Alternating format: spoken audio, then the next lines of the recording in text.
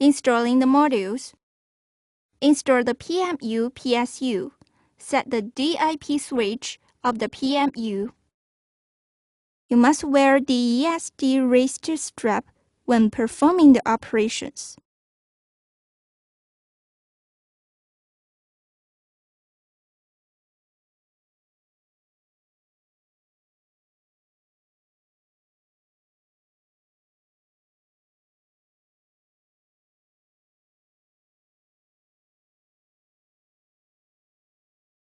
Installing the BBU 3900.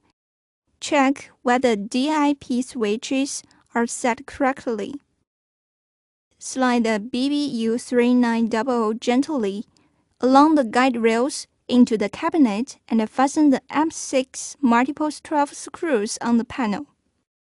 Install the EMUA.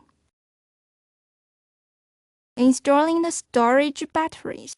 Place the batteries on the guide rails one by one from bottom to up and from left to right.